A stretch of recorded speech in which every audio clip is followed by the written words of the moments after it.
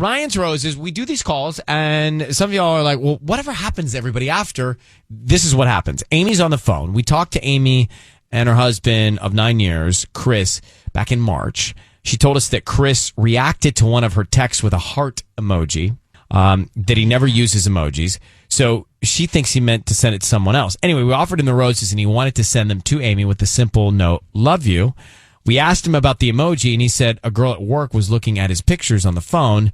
And here's more of what he told us then. She was looking at pictures of the kids. That's all. I had some pictures on my phone. I wanted to show her. That was it. What? And the message popped up.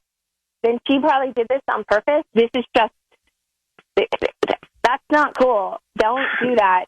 No, we didn't love that.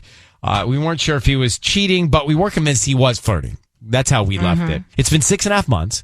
We're curious to know, just to follow up, what happened since. So, Amy, thanks for coming back on. What's happened since we spoke? Well, basically, he was cheating. Wow. So he was lying to us just right there. Yeah. He was just destroying us. And so basically, my distrust and suspicion that lingered for weeks, after the call, until one day, when I knew my husband was out of the office, I went and confronted the other woman. And, you did? Wow. What happened? I had to. I was just so irate. Well, what happened? She confessed that she and Chris had hooked up a few times, and she said that at first she didn't know he was married, but then after she found out, it happened a few more times, but that she couldn't do it anymore, and that she just felt awful. And she tearfully promised me that it was over. So basically, Chris moved out.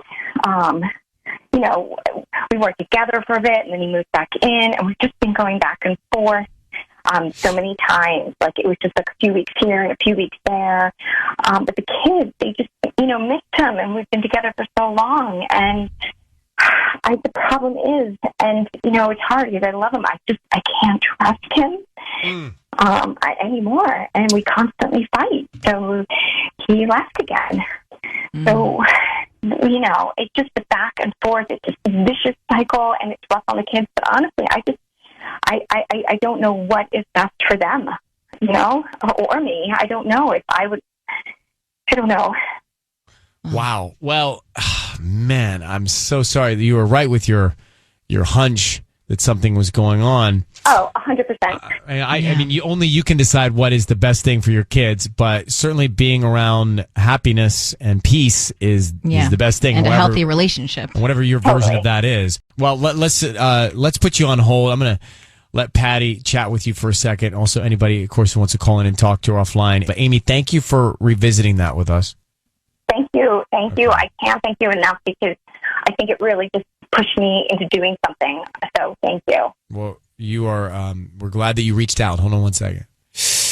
Yeah, that's tough. I always wonder, I mean, with the kids, it's so complicated, but I always wonder in that situation, when you know the person, do you go and address it or not in person? And she did. Yeah, good for her. She went right for it. And the other woman didn't deny it. So I guess that disarms the situation. And the fact that she tried to make it work again with him, but then she just knew she could never trust him again. Well, that's the problem. And I think it's going to be a cycle if she stays.